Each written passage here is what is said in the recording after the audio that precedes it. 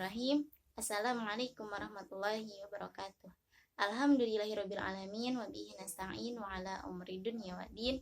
Wassalatu wassalamu ala asyrafil anbiya'i wal mursalin wa ala alihi washabihi ajmain.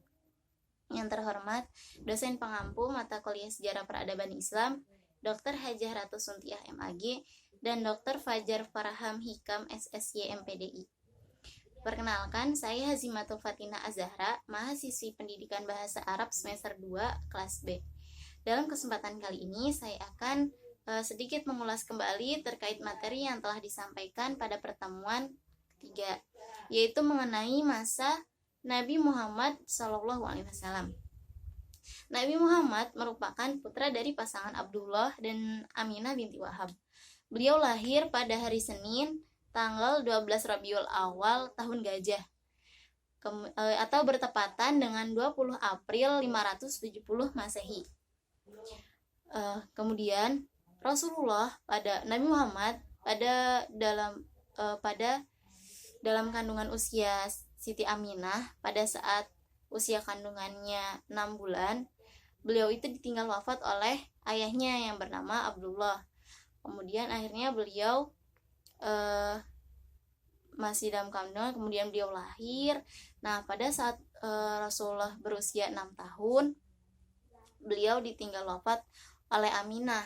Nah, beliau itu juga pernah disusui oleh Halimatus Sa'diyah.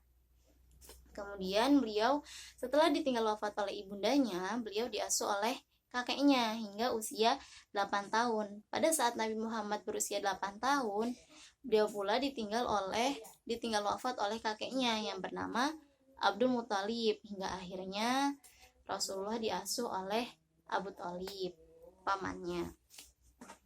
Nah, saat itu beliau mengembala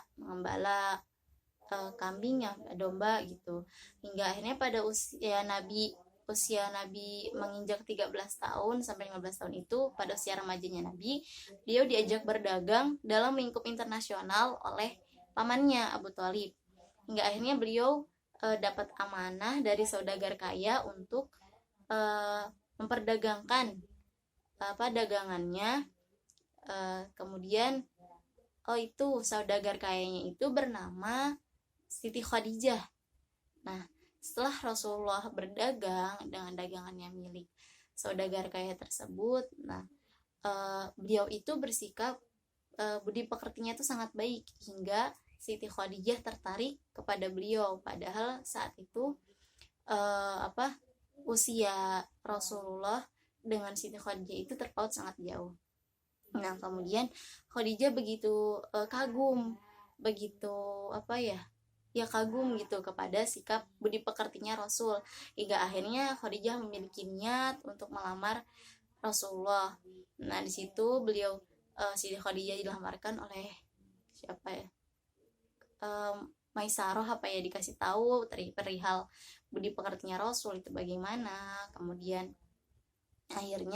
hingga akhirnya Rasulullah dan Siti Khadijah menikah. Nah, pada saat itu usia Rasulullah 25 tahun dan Siti Khadijah itu usia 40 tahun. Terpaut sangat jauh kayak gitu. Terus akhirnya kemudian beliau pada usia 40 tahun Rasulullah itu diangkat menjadi seorang nabi, seorang rasul gitu. Nah, di situ beliau mendapatkan wahyu pertama. Nah, wahyu pertama itu diturunkan oleh Allah melalui malaikat Jibril untuk disampaikan kepada Nabi Muhammad, yaitu wahyu pertama surat Al-Alaq ayat 1 sampai 5. Kemudian wahyu yang turun selanjutnya surat Al-Mudatsir ayat 1 sampai 7. Surat Al-Mudatsir ayat 1 sampai 7 itu merupakan wahyu kedua yang diturunkan Allah kepada Nabi Muhammad melalui malaikat Jibril. Kemudian ada wahyu untuk Rasulullah berdakwah untuk menyampaikan risalah, untuk menyampaikan Islam, menyebarluaskan Islam, berdakwah. Nah, itu dimulai secara sembunyi-sembunyi.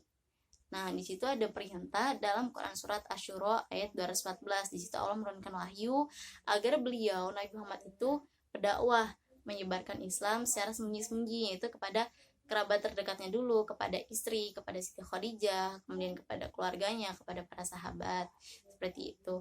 Nah, kemudian hingga akhirnya pada saat itu yang masuk Islam pada awal-awal masuk Islam itu hingga dijuluki As-Sabiqunal Awalun, orang-orang yang pertama masuk Islam. Nah, kemudian dilanjut dengan Rasulullah setelah berhasil dakwah dalam lingkup keluarga, dalam lingkup kerabat. Nah, kemudian beliau diperintahkan oleh Allah untuk dakwah secara terang-terangan, yaitu turun perintah dalam Quran surat Al-Hijr ayat 94. Di situ Rasul diperintahkan agar dakwah secara terang-terangan, agar menyebarluaskan Islam secara lingkup besar gitu. Nah, hingga akhirnya beliau sampailah di situ. Kemudian dakwah Nabi ini yang secara terang-terangan dibagi menjadi dua, dakwah dalam periode Mekah dan dakwah periode Madinah. Nah, pada saat periode Mekah itu Rasulullah hijrah, ada beberapa hal. Yang pertama, hijrah ke Habsyi, sekitar 70 orang yang hijrah ke sana pada tahun kenabian, pada tahun kelima kenabian. Kemudian pada tahun ke-7 Rasulullah hijrah ke Taif ditemani oleh Zaid bin Haritsah. Nah, di situ tujuan Rasul untuk hijrah ke Taif itu memperluas wilayah Islam, agar wilayah Islam itu semakin luas wilayahnya, tidak hanya di daerah Mekah saja. Kemudian ada perjanjian Aqabah juga. Nah, kemudian yang periode Madinah yang kedua itu ada satu, mengubah Yasrib menjadi Madinah Al-Munawwarah. Yang kemudian kedua, membangun Masjid Nabawi. Yang ketiga, mempersaudarakan kaum Ansor dan Muhajirin. Seperti itu. Kemudian pada saat Futul Mekah, nah itu tuh Rasulullah, beliau menikah dengan Khadijah itu, Rasulullah sangat benar-benar mencintai Khadijah, hingga sampai-sampai pada saat Khadijah meninggal, pada saat Futul Mekah, Rasulullah itu kalau orang-orang Islam lainnya pulang ke rumah masing-masing, beliau mendatangi makam Khadijah. Dia mengabari, dia bercerita di situ bahwa Islam telah menang di Mekah itu. Nah, sebegitu cintanya Rasul kepada Siti Khadijah, hingga beliau dalam beberapa kurun waktu yang lumayan lama, beliau itu tidak pernah menikah lagi, belum menikah lagi gitu. Saat bersama Khadijah pun Rasulullah belum tidak menikah, jadi Khadijah sebagai istri pertama. Nah, kemudian setelah beberapa tahun kemudian baru memiliki istri Aisyah, kemudian siapa gitu. Nah, terus akhirnya Rasulullah wafat pada tahun 12 Rabiul Awal pada tahun 11 Hijriah, atau bertepatan dengan 8 Juni 632 Masehi. Mungkin cukup sekian yang dapat saya sampaikan, kurang lebihnya mohon maaf. Assalamualaikum warahmatullahi wabarakatuh.